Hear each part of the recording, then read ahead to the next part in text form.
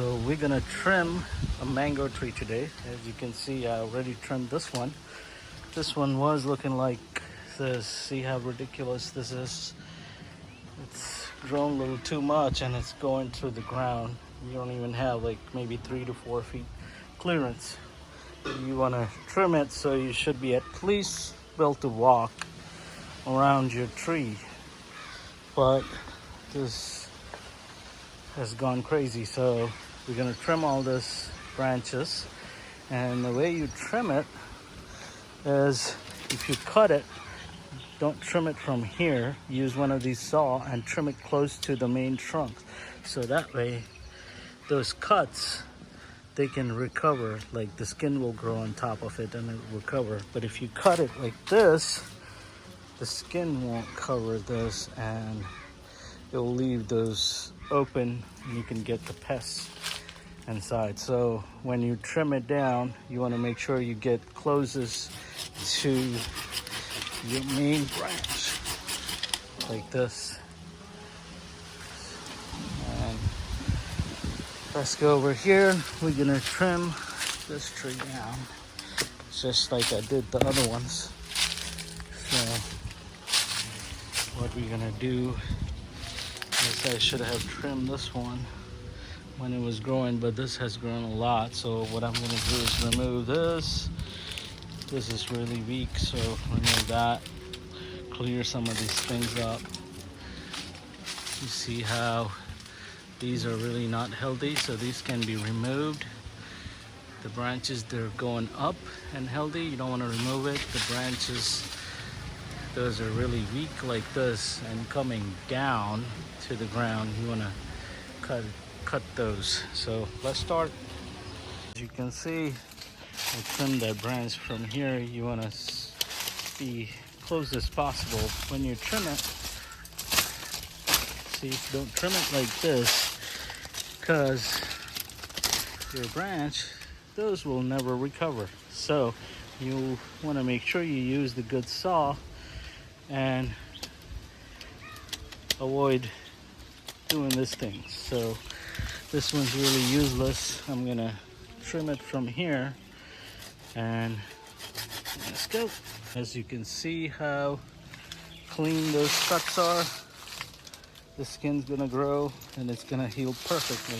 Now this one, it wasn't clean cut, and see how it never recovered. So make sure you don't do that. Branches you want to remove. This one is weak, really old, not really that fresh, so I'll remove that. This one we don't really need. Let's remove that. All right, those are gone. Let's remove this part right here. So once more, see the branches, those are going down, not so healthy. Cut them off. This is good branch going up, growing really healthy. So I'm gonna leave that, but cut this bottom one. Those are going to the ground. So as you can see, those are gone. This one's good. I can definitely walk from here, and this won't really bother me. Now, time for this one. So as you can see, I have cut the big branches, but don't be afraid to cut the big branches if they're really low and they're on your way. Just make sure, like I said, you cut it very clean cut. So this is already looking good.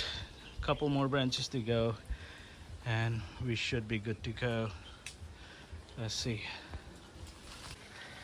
Now as you can see, I have cut all those branches that were hanging under, and it's pretty clear and pretty high. I have about at least 6 to 8 feet clearance, so I can walk around the whole tree. So there you go. And tree is still good and healthy, so you don't have to worry about that. Don't worry about cutting branches, and just go ahead and clear it up.